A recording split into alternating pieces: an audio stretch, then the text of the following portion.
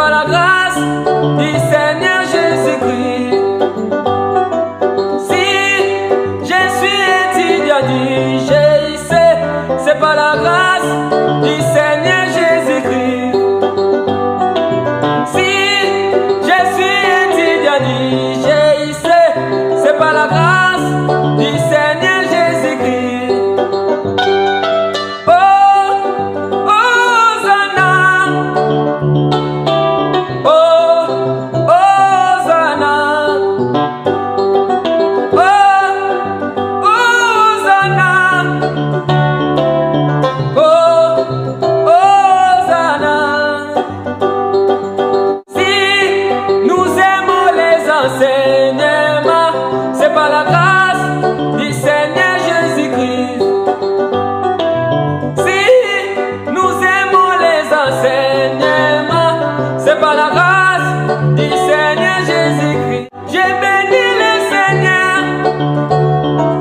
Oh, j'ai béni le Seigneur. Oh, moi j'ai béni le Seigneur. Oh, j'ai béni le Seigneur.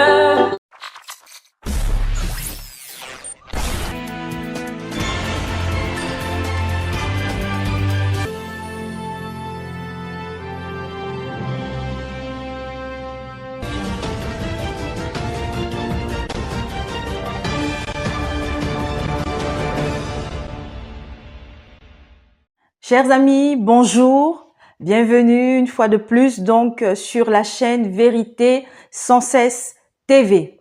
Merci pour vous qui êtes toujours de plus en plus nombreux à venir écouter les enseignements de notre bien-aimé, notre frère Armando Kinanga. Merci pour le soutien aussi spirituel parce que nous savons qu'à travers le monde, il y en a plusieurs qui nous portent dans leurs prières.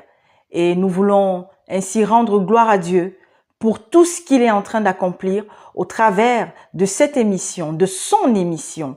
Parce qu'il faut le savoir, tout ce qui se fait sur la chaîne Vérité sans cesse TV ne nous appartient pas, mais appartient à notre Seigneur et Sauveur, le Roi des Rois, Dieu Tout-Puissant, au nom de Jésus-Christ. Aujourd'hui, nous allons parler donc des sons de la trompette, l'enlèvement de l'Église. Pour ceux qui suivent déjà depuis un petit bout de temps les enseignements sur Apocalypse, vous le savez, le frère a terminé avec les 7 sceaux. Et depuis le début de cette semaine, il a donc démarré les enseignements sur des détails très importants pour nous les chrétiens, pour nous qui aspirons, qui voulons, qui souhaitons, n'est-ce pas, faire partie de cette première vague qui sera enlevée. Parce que le souhait de tous ceux qui portent la vérité, c'est que nous ne fassions pas partie de la dernière vague.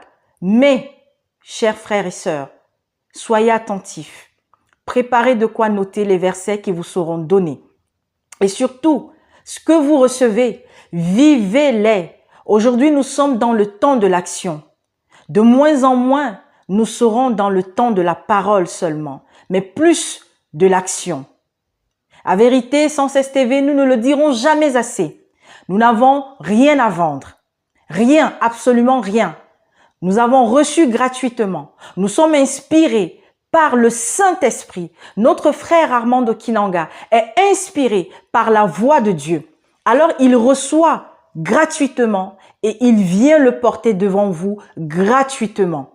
Il n'écrira pas un livre qu'il viendra vous vendre alors qu'il a été inspiré par Dieu. Il ne viendra pas frapper à votre porte ou vous envoyer un SMS vous demandant de faire, n'est-ce pas, des dons ou d'envoyer des dîmes. Tout est gratuit. Les seules choses que nous vous demandons, c'est d'avoir une Bible et celle conseillée, c'est la Sainte Bible, Louis II. Mais si vous avez une version dont vous êtes sûr qu'elle est la bonne, gloire à Dieu. Alors, je vais rappeler à la fin de l'enseignement de notre frère, n'est-ce pas, les différentes émissions, surtout la plus importante qui va démarrer dans quelques jours, celle concernant le GIEC des enfants. Mais en attendant, prenez de quoi noter, je vous en prie, et surtout, Suivez-moi attentivement parce que nous avons beaucoup de versets à vous donner. Alors, le titre donc de l'enseignement du jour, les sons des trompettes, l'enlèvement de l'Église. Ecclésiaste au chapitre 1 au verset 9, Genèse au chapitre 5 au verset 24, 2 Rois au chapitre 2 des versets 1 à 9, Actes au chapitre 1 des versets 1 et 2, ainsi que des versets 9 à 11. 1 Corinthiens au chapitre 15 des versets 50 à 54. Nombre au chapitre 10 des versets 1 à 8. Jean au chapitre 8 au verset 51. Jean au chapitre 6 des versets 47 à 51. Et enfin, 1 Corinthiens au chapitre 6 des versets 9 à 10 et Galates au chapitre 5 des versets 19 à 21. Je vous laisse en compagnie de notre bien-aimé qui, n'est-ce pas, va vous enseigner sur donc les sons de la trompette, l'enlèvement de l'Église, et je vous retrouve après pour la conclusion. Merci.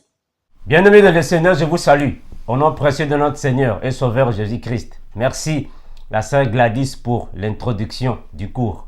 Merci également à tous les frères et les sœurs du GEC adulte, ainsi que les frères et les sœurs du GEC jeunesse. Par l'ordre du Seigneur Jésus-Christ, nous avons maintenant le GEC enfant, afin qu'ils puissent aussi comprendre la parole, afin qu'ils puissent alors marcher selon les ordonnances de Dieu, le Père. Nous avons alors des enfants. On va aussi leur enseigner la parole, leur prêcher la parole de la manière que les enfants aussi puissent grandir dans la foi chrétienne. Aujourd'hui, nous allons parler sur l'enlèvement de l'Église, mais aussi nous ferons la différence qui existe entre les sons des trompettes, parce que nous avons parlé sur les trompettes dans l'Apocalypse, mais aussi avant que le Seigneur Jésus-Christ ne revienne pendant le jour de l'enlèvement, pour que nous puissions aller alors célébrer le festin des noces dans le paradis. Il y aura aussi les sons des trompettes. Nous allons alors différencier cela afin que l'Église puisse connaître que l'enlèvement de l'Église n'est pas alors le premier enlèvement. La Bible nous parle déjà sur d'autres enlèvements avant l'enlèvement de l'Église, parce que nous comprenons que dans la Bible, il y a plusieurs enlèvements, mais il y a un seul enlèvement de l'Église, c'est-à-dire le corps du Christ que nous allons décortiquer avec le frère bienvenu. Nous comprenons que le son des trompettes, ou soit donner, lancer, les sons des trompettes, ou soit les chauffards, est une doctrine juive qui avait déjà commencé depuis la nuit des temps, à partir déjà des ancêtres. Nous allons voir ce que Dieu avait recommandé au prophète Moïse de retentir. Les trompettes, c'était pour quel but? Je veux que vous puissiez d'abord suivre une culture juive. Déjà, suivre une cérémonie d'apprentissage des sons des trompettes en Israël, mais ce qui sera aussi dans le sens spirituel par l'ordre du Seigneur Jésus. Accompagnez.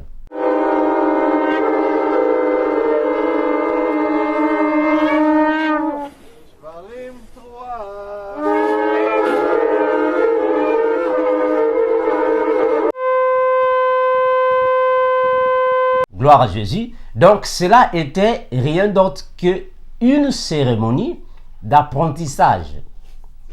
Voilà pourquoi nous disons toujours que dans la Bible, il y a plusieurs passages, soit pour avoir une connaissance aussi approfondie dans la Bible, la culture juive va aussi intervenir dans certaines situations. Parce que nous comprenons que dans la Bible, il y a plusieurs paramètres qui nous repoussent toujours, qui nous emmènent toujours à comprendre un tout petit peu la culture juive. Parce que le son des trompettes avait commencé avec eux. Et nous comprenons que le festin des noces que nous irons alors célébrer avec le Seigneur Jésus-Christ a aussi des cultures juives que nous allons ici étudier avec le frère. Bienvenue. Nous allons donner, les arguments bibliques qui vont alors nous pousser à comprendre que signifie réellement l'enlèvement de l'Église. De quoi s'agit-il? Frère bienvenu, bonjour. Bonjour frère Amando. Gloire à Jésus. Merci pour être ici. Nous allons aujourd'hui parler sur l'enlèvement de l'Église. Nous allons aussi faire une différence entre les sons des trompettes. Ça va frère? D'accord. Gloire à Jésus. Nous allons d'abord remettre l'émission entre les mains du Seigneur. Après, nous allons revenir. Prions au nom de Jésus. Père éternel, nous te remercions. Toi qui es maître de toutes choses. Toi qui fortifies tes enfants que nous sommes. Nous sommes ici, Seigneur Jésus, pour éclairer ton Église. Nous n'avons pas de connaissances, Seigneur Jésus. Il n'y a que toi qui peux ajouter en nous. Il n'y a que toi qui peux parler en nous afin que nous puissions transmettre à ton Église. Afin que ton Église, Seigneur Jésus-Christ, te connaisse bien, plus profondément. Afin que nous soyons prêts, Seigneur Jésus, pour ton avènement. Bénis, garde, protège, Seigneur Jésus. Puissons nous avons su prier et nous disons au nom de Jésus. Amen. Amen. Gloire à Jésus. Nous avons deux expressions bibliques à ne pas confondre. Nous avons l'enlèvement de l'Église et l'avènement du Seigneur. À ne pas confondre. Alors, frère Bémeni, nous allons commencer. D'abord, nous allons prendre, frère Bémeni, Ecclésiaste chapitre 1er, le verset 9. Que nous dit la parole? Ecclésiaste chapitre 1er, le verset 9. Nous allons comprendre que signifie alors l'enlèvement. Nous sommes partis, frère. Je lis dans le nom de Jésus. Amen. Ce qui a été, c'est ce qui sera. Et ce qui s'est fait, c'est ce qui se fera. Et il n'y a rien de nouveau sous le soleil. Gloire à Jésus. Gloire à Jésus. C'est clair. C'est clair. Il n'y a rien de nouveau sous le soleil. Il n'y a rien de nouveau, mes frères et sœurs. Sous le soleil, il n'y a rien de nouveau. Ce qui veut dire que tout ce que nous vivons avait déjà été vécu. Tout ce que nous faisons avait déjà été fait. Donc nous comprenons que l'enlèvement de l'Église ne sera pas une chose nouvelle. Parce que les enlèvements ont déjà été faits depuis la nuit des temps. On peut prendre un exemple. Là, nous sommes dans Genèse chapitre 5, le verset 24. Frère Bémeni. Genèse 5, 24. Qu'est-ce que nous dit la parole? Genèse. Enoch marcha à... Vas-y, frère. Genèse 5, verset 24. Enoch marcha avec Dieu, puis il ne fut plus. Gloire à Jésus. Parce que... Oui. Continue. Parce que Dieu le prit. Voilà. Continue. Methusala, âgé de 187 ans, engendra Lémec. Methusala vécut après la naissance de Lémec 782 ans et il engendra des fils et des filles. Ah, Jésus. Amen. Je continue. Non, ça va, mon frère. Donc, le prophète Moïse écrit dans Genèse disant que Enoch avait été enlevé.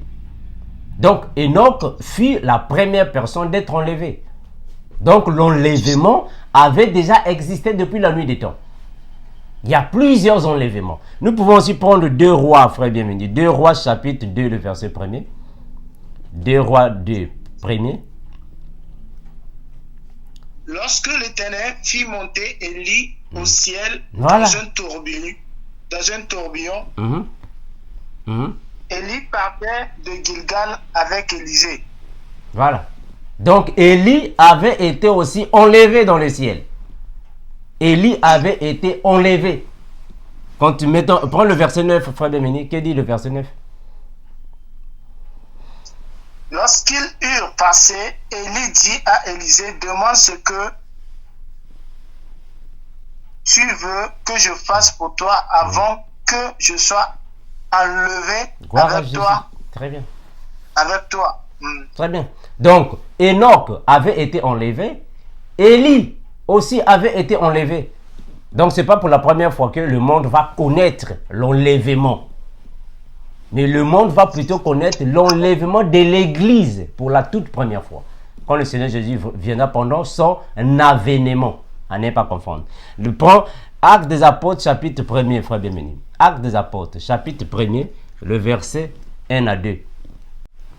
Actes des Apôtres, chapitre 1, le verset 2. Gloire à Jésus. Et le verset 1 à 2. J'ai parlé de mon premier livre de commencer à faire et d'enseigner dès le commencement, jusqu'au jour où il fut enlevé au ciel, après avoir donné ses ordres par le Saint-Esprit aux apôtres qu'il avait choisis. Gloire à Jésus. Maintenant, prends 9 à 11. Amen. Amen. Gloire à Jésus. 9, 11. Gloire à Jésus. L'enlèvement. Gloire à... Après avoir dit cela, après avoir dit cela, il fut élevé pendant qu'il le regardait. Très bien. Gloire à Jésus. L'enlèvement. L'enlèvement. Ça aussi, c'est l'enlèvement. Donc, nous avons déjà Enoch. Nous avons Enoch qui avait été enlevé. Nous avons Élie qui avait été enlevé. On nous a dit que Moïse avait disparu. Moïse avait disparu parce que il y a l'archange Michel et le diable qui discutaient le corps de Moïse. Mais malheureusement, jusqu'à aujourd'hui, personne n'a jamais revu ou soit vu le corps de Moïse. Nous croyons qu'il avait disparu. Alors, nous avons aussi Jésus qui avait été enlevé devant ses disciples. Voilà. Donc, nous venons maintenant dans Éphésiens chapitre 4, le verset 10. Nous voulons expliquer que l'enlèvement, les enlèvements ont déjà existé depuis la nuit des temps. Mais cette fois-ci, ça sera alors l'enlèvement de l'Église pour la toute première fois. Éphésiens 4, 10. Je lis dans le nom de Jésus. Amen. Celui qui est descendu, c'est le même qui est monté au-dessus de tous les cieux. Gloire à Jésus. Afin de remplir toutes choses. Amen. Amen. Donc, la Bible nous convainc que les enlèvements ont déjà existé depuis la nuit des temps. Les enlèvements ont déjà existé. Mais l'Église attend alors un enlèvement universel, c'est-à-dire de toute l'Église, corps du Christ. Nous allons monter alors avec le Seigneur Jésus. Mais comment est-ce que ça va s'effectuer? Là, nous sommes dans 1 Corinthiens 15, 50, frère, bienvenue.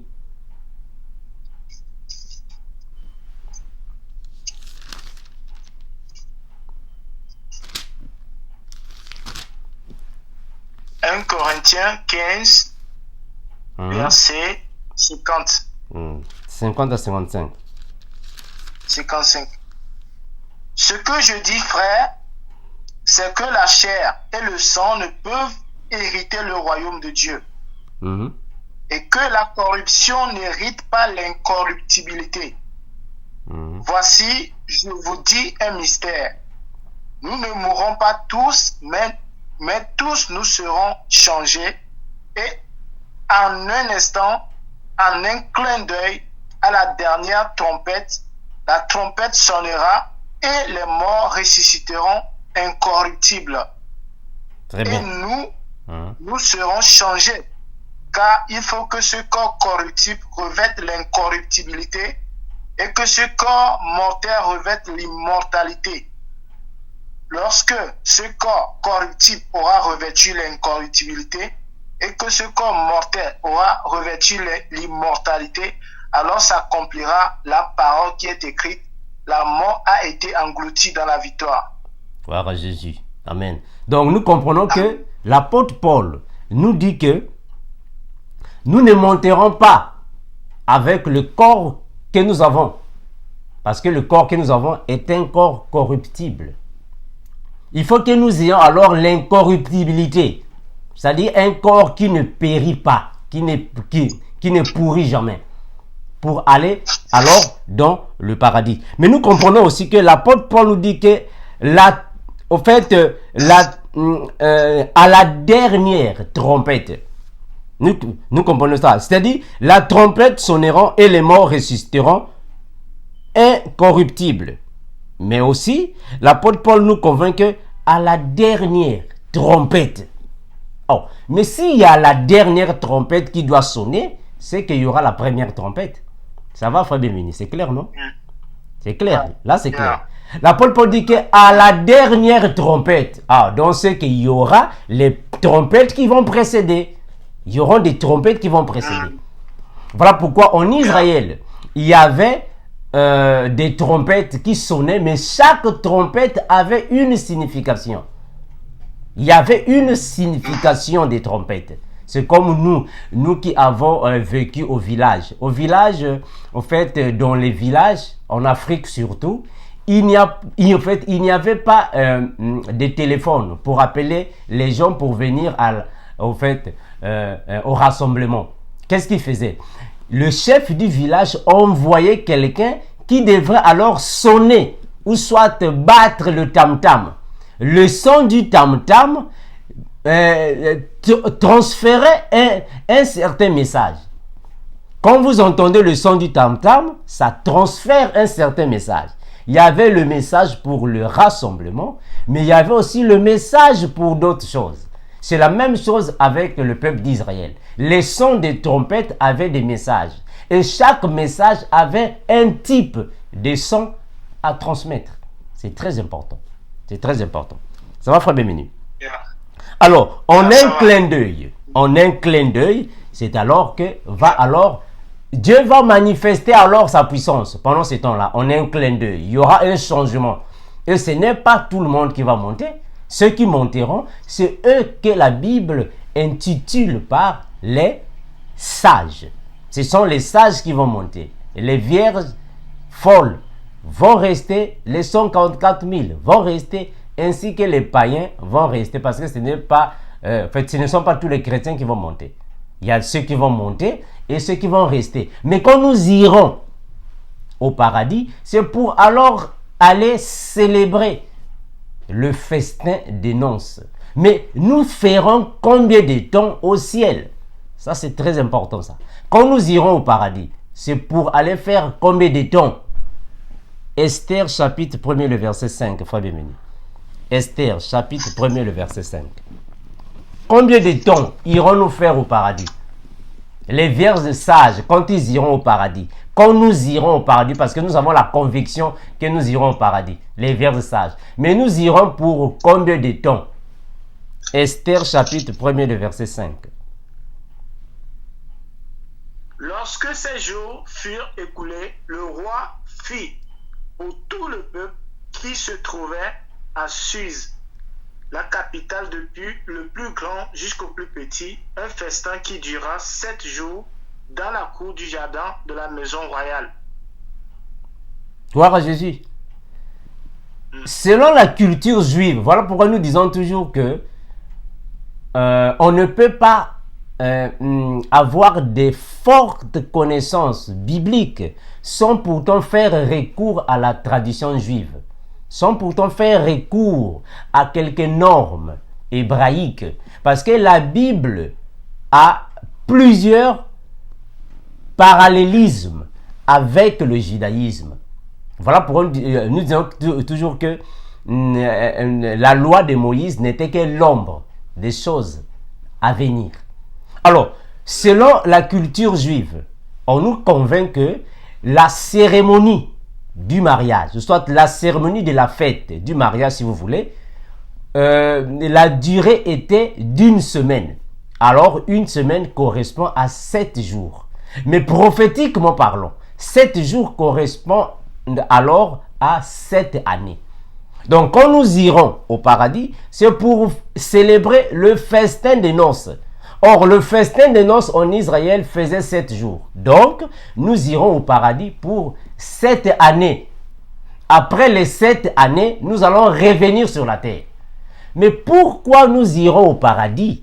C'est ça la question qui est très importante. Pourquoi nous irons au paradis? Nous allons comprendre que Dieu va vouloir que les vierges sages aillent au paradis pour ne pas voir sa colère.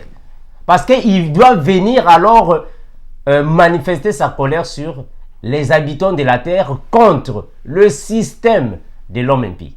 Donc Dieu va nous cacher. Il va cacher les vierges sages dans le paradis. Il va cacher les vierges folles dans le séjour des morts. Les 144 000 dans le séjour des morts, afin qu'ils puissent bien frapper les nations. Là, nous sommes dans Ésaïe. Frère bienvenu, on va lire 1 Thessaloniciens 4, 16 après, mais prenons d'abord Ésaïe, afin que nous puissions revenir. Nous allons prendre un verset biblique. On va prendre un verset biblique, puis on va revenir. Donne-moi juste un instant. Nous allons comprendre que Dieu doit d'abord nous cacher. Dieu doit cacher son épouse. Là, nous sommes dans Ésaïe, chapitre 2, le verset 10. Dieu doit cacher son épouse afin de frapper d'abord les nations.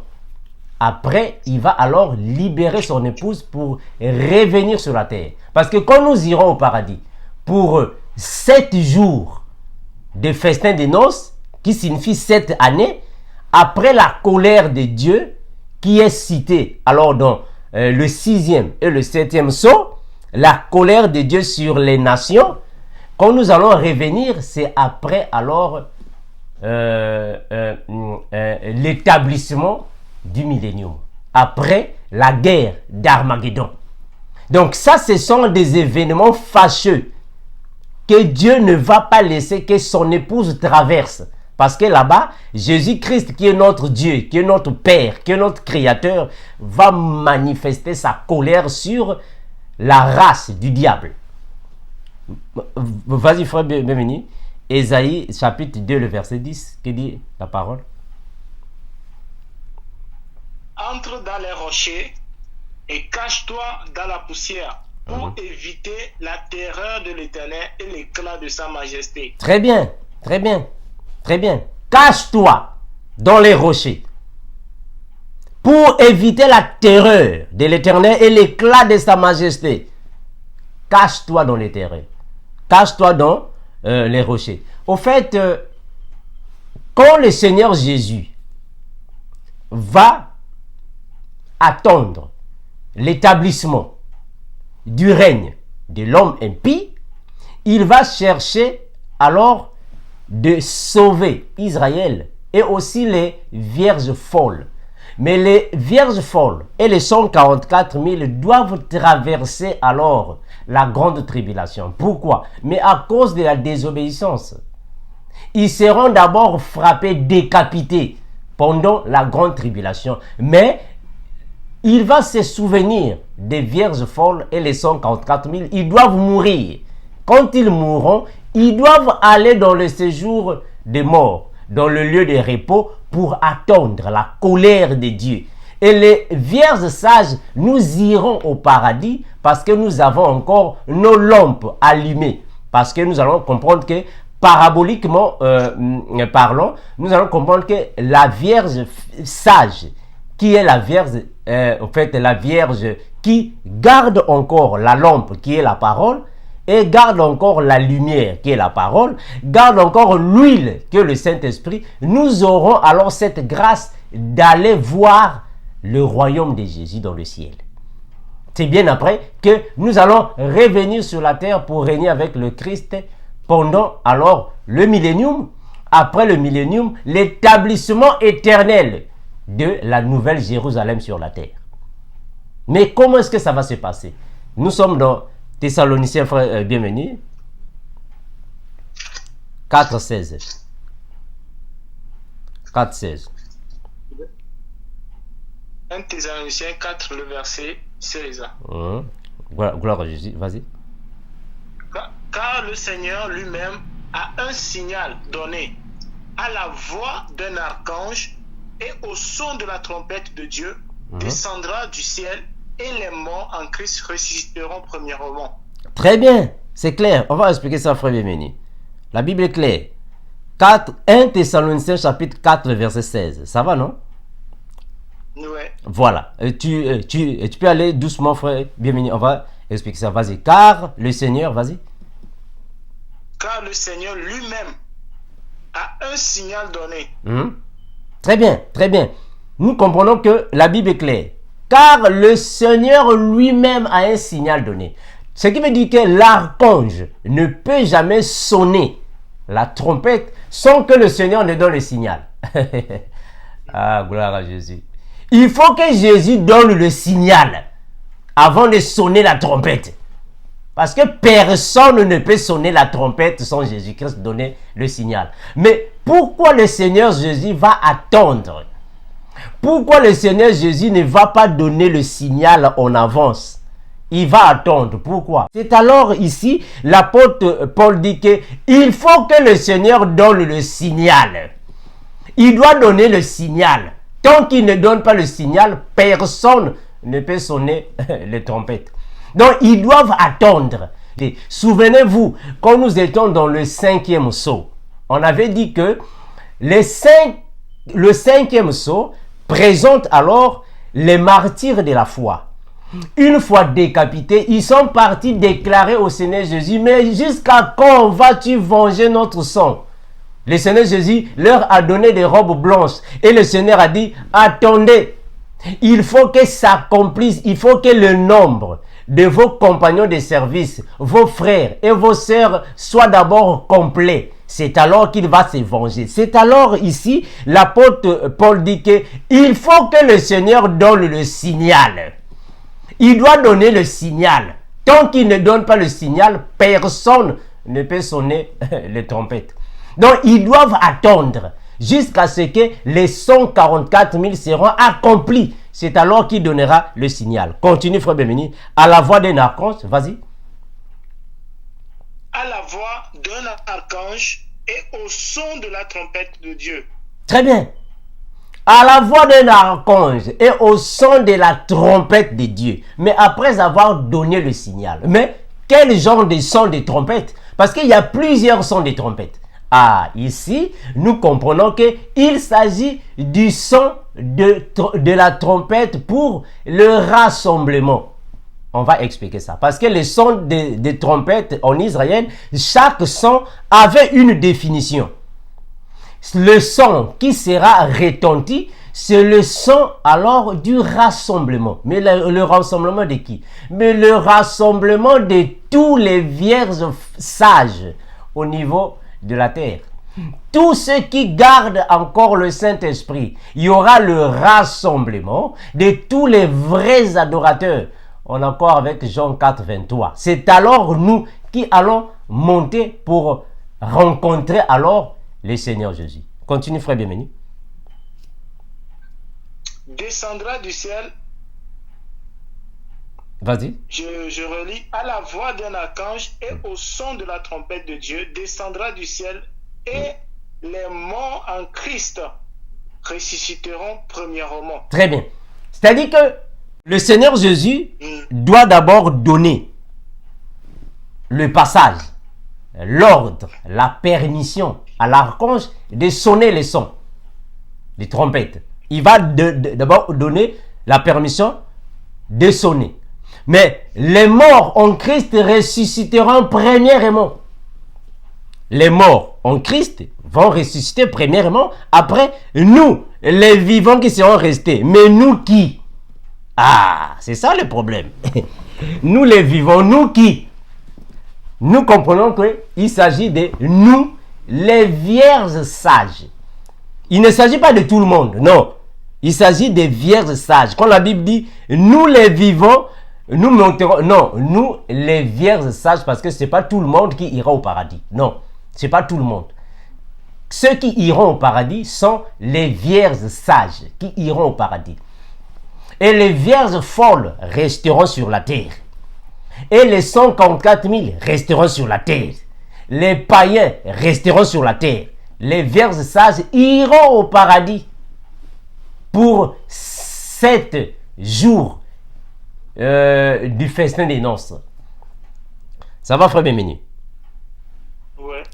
Voilà. Et les morts en Christ ressusciteront premièrement. On continue. Ensuite, les vivants, vas-y. Ensuite, nous les vivants qui seront restés, nous serons tous ensemble enlevés avec eux sur des nuées. Très bien. Nous les vivants, nous serons tous enlevés. Nous serons assemblés. Pourquoi on dit l'autre, en fait, assemblés ensemble? Mais parce qu'il y aura le son de la trompette du rassemblement pour rassembler les vierges sages afin que nous puissions monter ensemble. Donc, le son de la trompette qui sera alors sonné, ou toi qui va retentir par l'archange, sera alors le son du rassemblement de l'église, corps du Christ. Continue, frère bienvenu. Yeah.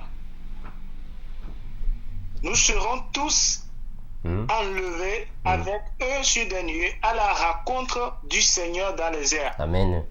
Amen. Et ainsi, vas-y. Et ainsi, nous serons toujours avec le Seigneur. Très bien. Nous serons toujours avec le Seigneur. Cela ne signifie pas que quand nous irons au paradis, on va rester là-bas au paradis pour l'éternité. Non. Au paradis, nous ne pouvons pas rester là-bas au paradis. Mais nous resterons ici sur la terre. Pourquoi? Pourquoi nous ne pouvons pas rester au ciel? Nous ne pouvons pas rester au ciel. Nous allons revenir sur la terre. Pourquoi? On va mettre ça. Frère bienvenu, Poussom.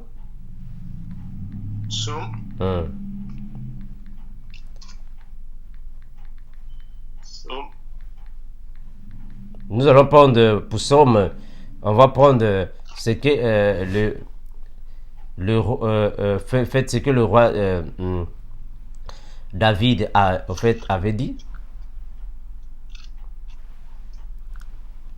Tu es là, frère? Oui, je suis là. Psaume 115, le verset 16.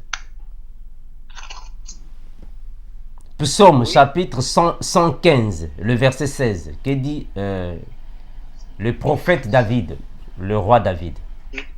Soit commence par, pardon, 115, le verset 15 à 16. D'accord. Vas-y. Soyez bénis par l'Éternel qui a fait les cieux et la terre. Les cieux sont les cieux de l'Éternel, mais il a donné la terre au Fils de l'homme. Gloire à Jésus, c'est clair. Les cieux sont les cieux de l'Éternel, mais il a donné les fils de l'homme la terre. Donc nous resterons ici sur la terre. Là-bas au ciel, c'est pour Dieu, le Père, ses anges, son armée. Mais nous allons comprendre que dans le millénium, le Seigneur Jésus viendra avec nous. Bon, ça, ce sont des enseignements que nous allons donner plus tard. Alors, quand les vierges sages, nous allons monter au ciel pour cette année, on va revenir sur la terre pour alors habiter la terre. Ça, c'est clair. Il n'y a pas de doute ou discussion sur ça. C'est clair. Alors, nous allons comprendre aussi, frère bienvenu, une chose. On va avancer. Je ne sais pas si tu as une question, frère bienvenu. Non, on peut avancer. Oui, on peut avancer. Ok. Voilà, frère bienvenu, nous allons prendre Nombre, chapitre 10. Tu prends le verset 1er jusqu'au verset 8. Donc, tu fais la lecture, je ne vais pas t'interrompre, tu fais la lecture continuelle, de 1 à 8. On va comprendre la signification des trompettes. Parce que c'est Dieu qui avait dit à Moïse de faire des trompettes. Mais chaque trompette, chaque son de trompette avait une signification. Continue, frère Bémini, vas-y. Yeah. Vas-y. L'Éternel parla à Moïse et dit: fais-toi 2 trompettes d'argent. Tu les feras d'argent battu. Elles te serviront pour la convocation de l'assemblée et pour le départ des camps. Quand on en sonnera, toute l'assemblée se réunira auprès de toi à l'entrée de la tente d'assignation. Si l'on ne sonne que d'une trompette, les princes, les chefs des milliers d'Israël se réuniront auprès de toi. Quand vous sonnerez avec éclat, ceux qui campent de l'Orient partiront. Quand vous sonnerez avec éclat pour la seconde fois, Ceux qui campent au midi partiront. On sonnera avec éclat pour leur départ. Vous sonnerez aussi pour convoquer l'assemblée, mais vous ne sonnerez pas avec éclat. Les fils d'Aaron, les sacrificateurs, sonneront des trompettes. Ce sera une loi perpétuelle pour vous et pour vos descendants. Lorsque dans votre pays, vous irez à la guerre contre l'ennemi qui vous combattra, vous sonnerez des trompettes avec éclat et vous serez présents au souvenir de l'Éternel, votre Dieu, et vous serez délivrés de vos ennemis. Amen. Amen. Gloire à Jésus. Donc, Dieu est en train d'expliquer au prophète Moïse la signification des sons des trompettes. Il est en train de lui expliquer. Il y a des trompettes avec éclat et trompettes sans éclat. Il y a le son des trompettes avec éclat et le son des trompettes sans éclat. Ce son des trompettes signifie le rassemblement du peuple. Mais ce son ici signifie le départ pour la guerre. Donc, il y avait des définitions par rapport au son des trompettes. Voilà pourquoi dans l'Apocalypse, là-bas, dans l'Apocalypse, ces sons de trompettes, c'est pour la vengeance. C'est pour la vengeance. Jésus-Christ reviendra pour alors terrifier les hommes de la terre. Le ministère des deux joints sera là-bas pour sonner les trompettes pour la vengeance, la colère de Dieu. Là, c'est pour l'Apocalypse. Mais le son des trompettes de 1 Thessaloniciens 4,16, là-bas, c'est pour le rassemblement de tous les enfants de Dieu qui marchent dans la conformité de la parole. Là, je fais allusion aux sages qui vont alors hériter le royaume. Parce que ce n'est pas tout le monde qui ira au paradis. Ce n'est pas tout le monde qui ira au paradis. Donc là, nous avons donné la signification de chaque son. Voilà pourquoi je vous avais montré la vidéo en Israël, qu'il y a alors des cérémonies d'apprentissage pour le son de trompette parce que c'était la culture juive. Adonai melech, Adonai malach, Adonai imloch leolam vaed. Adonai melech, Adonai malach, Adonai imloch leolam vaed.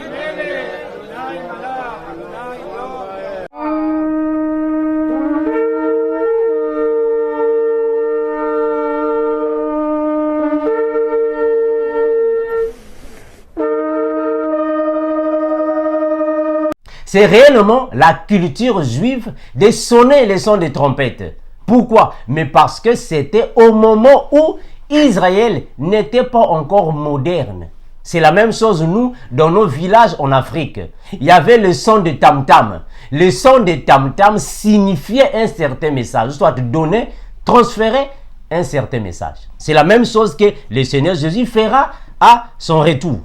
Alors, frère bienvenu, la question qui se pose est celle de savoir qui ira au paradis et qui n'ira pas au paradis. C'est très important. Frère bienvenu, nous sommes dans Jean chapitre 8, le verset 51. Que dit la parole? Jean 8, 51.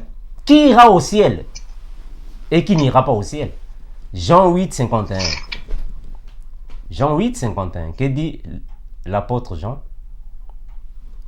En vérité, je vous le dis, si quelqu'un garde ma parole, il ne verra jamais la mort. Gloire à Jésus. Gloire à Jésus. Gloire à Jésus. Si quelqu'un garde ma parole, il ne verra jamais la mort. Un vrai chrétien ne meurt jamais. C'est un langage biblique. Un vrai chrétien ne meurt pas. C'est un langage biblique. Ça veut dire quoi? On va continuer. Frère, va dans Jean 6, 47, 51, afin que nous puissions expliquer ça. Celui qui garde la parole, celui en qui la parole de Jésus demeure, ne verra jamais la mort. L'enfer, il ne verra pas l'enfer. Mais il ira au paradis vert. C'est eux qu'on appelle par les vierges sages. Jean 6, 47, 51, fois bienvenue. Vas-y. En vérité, je vous le dis. Celui qui croit en moi a la vie éternelle. Amen. Gloire à Jésus. Amen. Je suis le pain de vie. Vos pères ont mangé la manne dans le désert et ils sont morts. c'est ici le pain qui est descendu du ciel afin que celui qui en mange ne meure point. Amen. Gloire à Jésus. Je suis le pain vivant qui est descendu du ciel.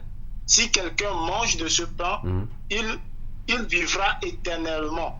Amen. Le pain que je donnerai, c'est ma chair que Amen. je donnerai pour la vie du monde. Gloire à Jésus. Amen. Amen. Gloire à Jésus. Donc, le Seigneur Jésus nous confirme qu'il est le pain.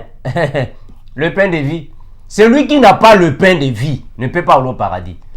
Or, le pain, c'est la parole. Il faut que la parole demeure en nous. C'est alors que nous irons au ciel. Voilà pourquoi le Seigneur Jésus-Christ a dit que celui qui croit en moi ne mourra jamais.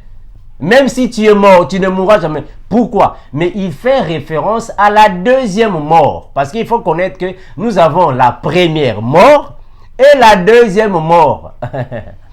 Gloire à Jésus. On va faire une vidéo dans laquelle nous allons expliquer qu'est-ce que signifie apocalyptiquement la première mort et la deuxième mort. On va expliquer ça. La deuxième mort, c'est l'enfer. Quand le Seigneur Jésus-Christ dit que celui qui croit en moi ne mourra jamais, c'est qui veut dire que celui qui croit en moi n'ira pas en enfer, mais il ira au paradis parce que l'enfer est considéré, selon l'Apocalypse, qui est considéré comme la deuxième mort. On va bien expliquer ça quand nous serons là-bas. Alors, toute personne qui a l'Esprit Saint, qui marche selon la parole, qui garde les saintes écritures, cette personne ira au paradis sans problème. Ira au paradis parce qu'il marche selon Hébreux 12, 14, la sanctification. Aller à l'église ne signifie pas dire aller au paradis. Non, tu peux aller à l'église, tu peux donner la dîme, les offrandes, tu peux aller balayer l'église, nettoyer les tables, bon, faire tout ce que tu veux. Mais tant que tu n'as pas la vie de sanctification, tu iras en enfer. Tant que la parole de Dieu ne demeure pas en toi, tu iras en enfer, tu vas mourir. La deuxième mort. Il faut seulement avoir l'esprit de Jésus pour aller au ciel. Que nous dit la parole? Frère Bémeni, nous sommes dans 2 Corinthiens, chapitre 5, le verset 17. Que dit la parole là-bas? 2 Corinthiens 5, 17. 5, 17. Que dit la parole? Si quelqu'un est en Christ, il est une nouvelle créature. Les choses anciennes sont passées. Voici, toutes choses sont devenues nouvelles. Gloire à Jésus. Si quelqu'un est en Christ, il est une nouvelle créature. Les choses anciennes sont passées. Voici, sont devenues alors les nouvelles choses. Ah, mais si réellement les choses anciennes sont passées, mais comment vous continuez toujours dans l'impudicité? Comment vous continuez toujours dans l'adultère? Mais comment vous continuez toujours dans la masturbation? Comment vous continuez toujours à boire de l'alcool? Alors que ce sont les choses anciennes. Le frère Armand partait dans les boîtes de nuit, mais tu continues toujours dans les boîtes de nuit. Ce sont les choses anciennes. Mais comment un enfant de Dieu va toujours continuer d'aller voler dans les supermarchés? Ce sont les choses anciennes. Un enfant de Dieu ne peut pas continuer dans la magie, la sorcellerie, les sciences occultes. Il faut bâtir les hôtels, il faut donner la dîme. Oh, mais ce sont les choses anciennes. Comment est-ce que tu continues là-bas? Si ce sont les choses anciennes. Il faut donner la dîme, il faut bâtir les hôtels. Oh, frère, ce sont les choses anciennes. Nous ne sommes plus là-bas. Nous sommes des nouvelles créatures en Jésus. Oh non, frère Armando, il faut payer les prémices. Ce sont les choses anciennes. Nous ne sommes plus là-bas. Nous sommes maintenant dans les nouvelles choses. Mais quelles sont les nouvelles choses? Ah, la parole. Quelles sont les nouvelles choses? Mais c'est la loi de Christ. Que dit la parole? Jean 4, 23. Frère Bémeni, vas-y. Jean 4, 22 à 23. Que dit la parole? Jean 4, 22, 23. La parole dit quoi? Vous adorez ce que vous ne connaissez pas. Nous adorons ce que nous connaissons. Amen. Car le salut vient des Juifs. Gloire à Jésus. Mais l'heure vient, et elle est déjà venue, où les vrais adorateurs adoreront le Père en esprit et en vérité. Car ce sont là les adorateurs que le Père demande. Amen. Amen. Gloire à Jésus. Donc, le salut vient des Juifs. Cela ne signifie pas les Juifs d'Israël. On doit expliquer ça. On doit expliquer ça, frère. Les Juifs spirituels, c'est-à-dire les vierges sages, les vrais chrétiens, c'est eux qu'on appelle par les Juifs spirituels. Voilà pourquoi la Bible confirme que nous sommes les fils d'Abraham selon la foi. Donc c'est selon la foi que nous sommes les Juifs spirituels. C'est selon la foi et non selon la chair et le sang, mais selon la foi. Donc le salut vient des Juifs. Mais l'heure vient que les vrais adorateurs, c'est en esprit, frère. C'est en esprit.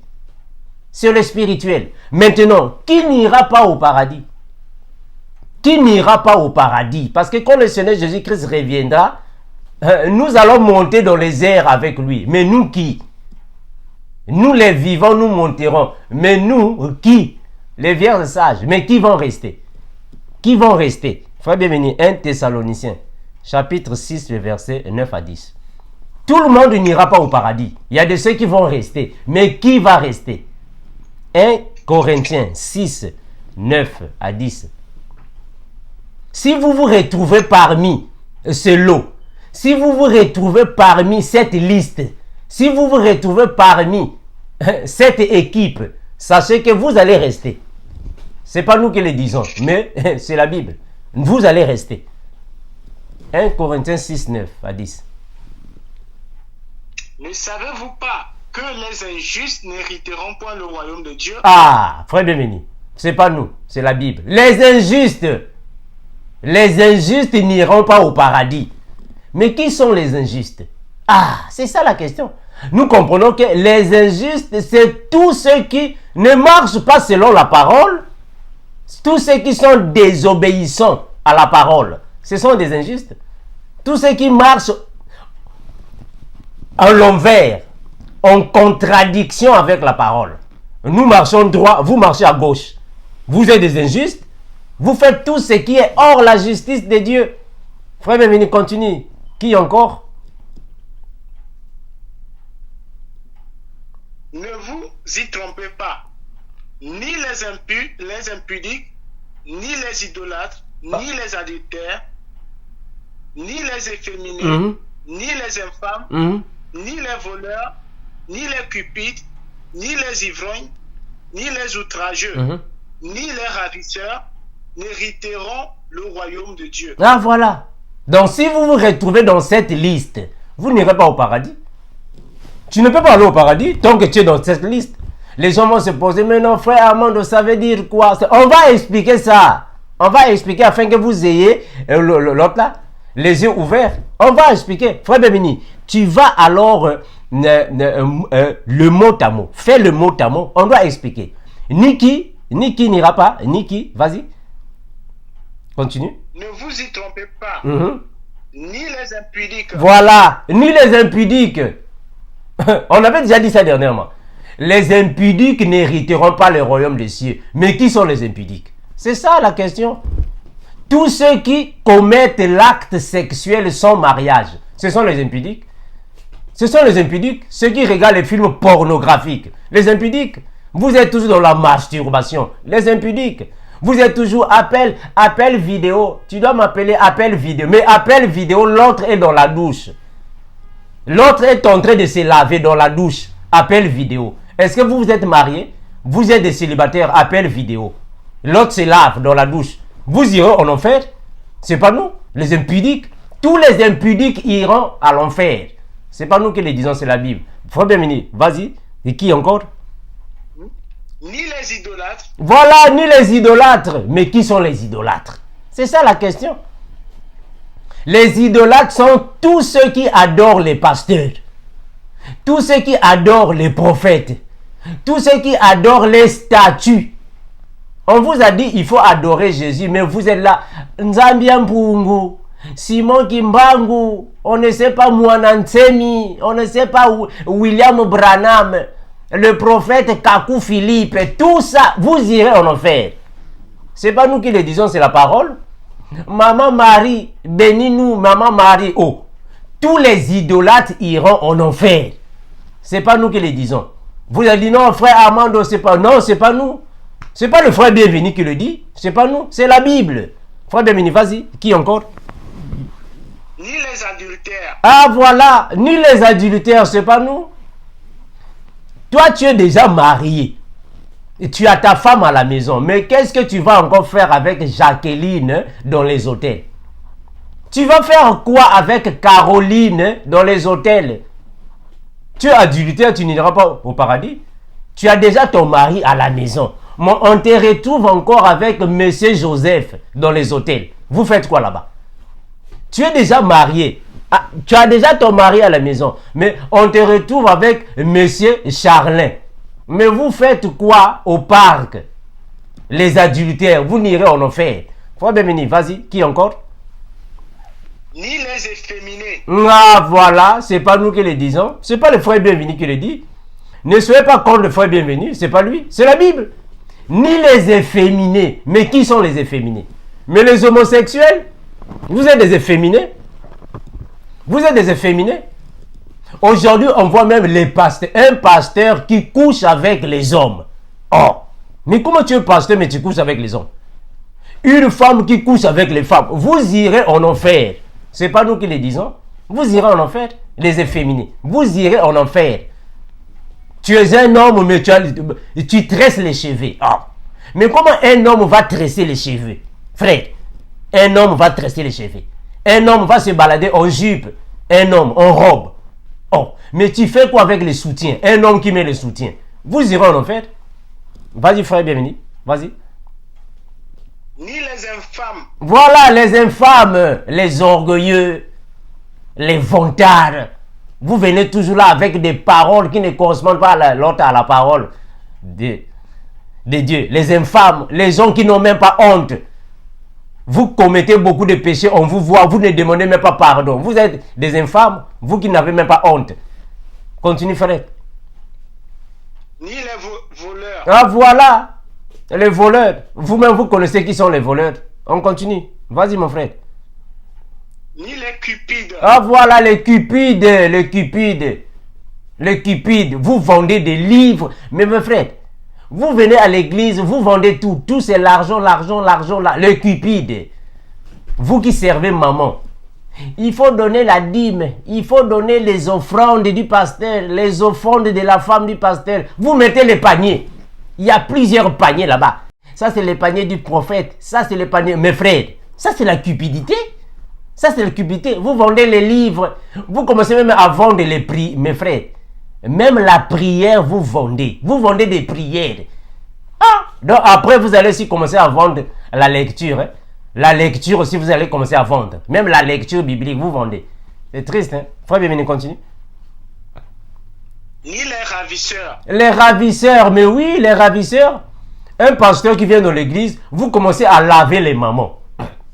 Vous lavez les mamans, vous violez les jeunes sœurs de la chorale. Donc, un pasteur qui est là-bas dans l'église, vous violez même les sœurs de la chorale, les diaconesses, vous violez, donc tout le monde.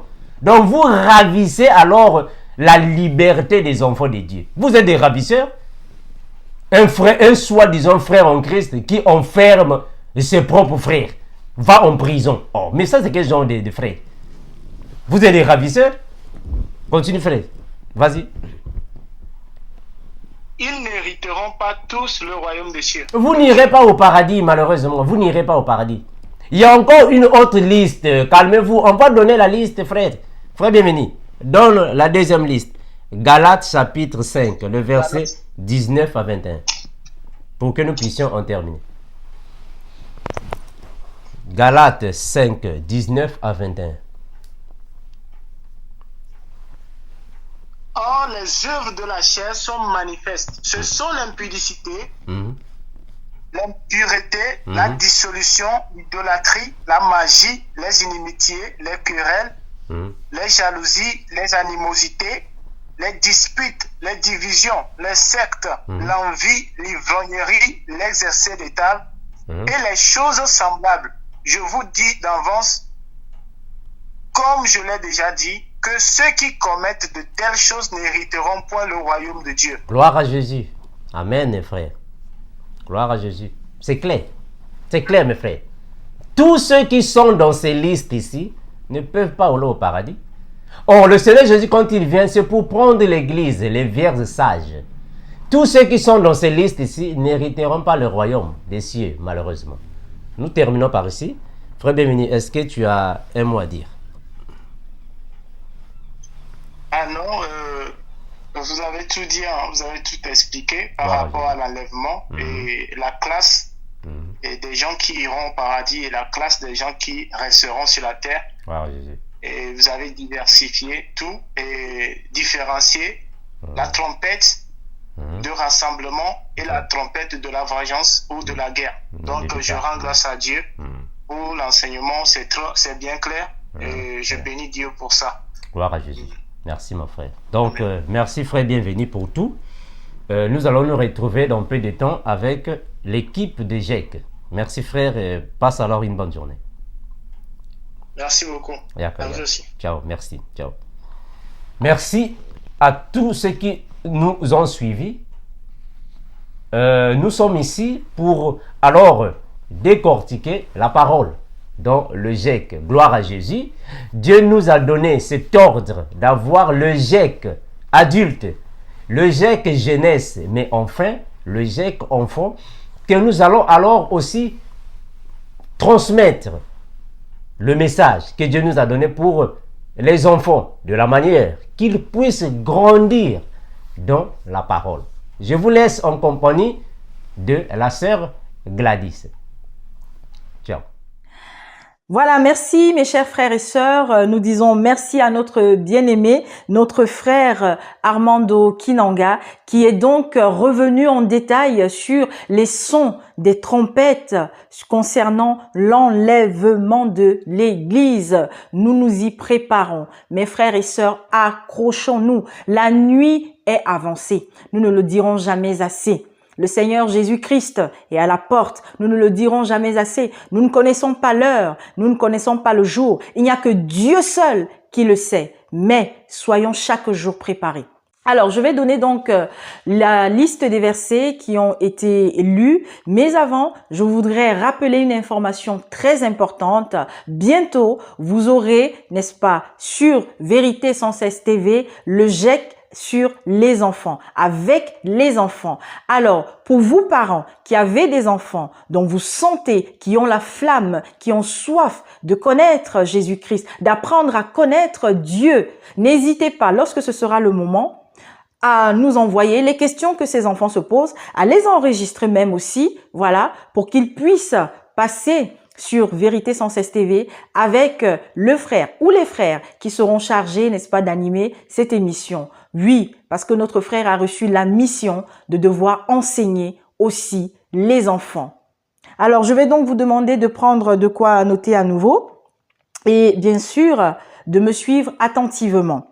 Aujourd'hui, c'était donc les sons des trompettes, l'enlèvement de l'Église qui est toujours un des éléments du livre de l'Apocalypse. Ecclésiaste au chapitre 1 au verset 9, Genèse au chapitre 5 au verset 24, 2 Rois au chapitre 2 des versets 1 à 9, Actes chapitre 1 des versets 1 et 2 ainsi que des versets 9 à 11, Éphésiens au chapitre 4 au verset 10, 1 Corinthiens au chapitre 15 des versets 50 à 54, Nombre au chapitre 10 des versets 1 à 8, Jean au chapitre 8 au verset 51, Jean au chapitre 6 des versets 47 à 51,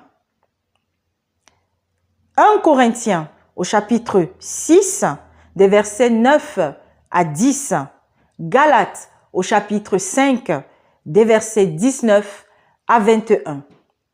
Merci pour tous ceux qui ont donc suivi l'enseignement sur les sons des trompettes, l'enlèvement de l'Église. Vous avez des questions, vous avez des remarques, vous avez des critiques à faire.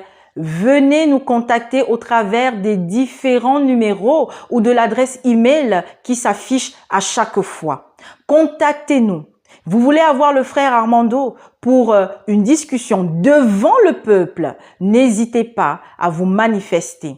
Sur ce, nous vous souhaitons de passer une bonne semaine. Prenez soin de vous et surtout, lisez la Bible. Nourrissez-vous chaque jour davantage et sortez de toute assemblée qui vous semble bizarre où il y a, n'est-ce pas, un serviteur qui pose des actes qui ne correspondent pas à l'évangile de Jésus-Christ. À bientôt.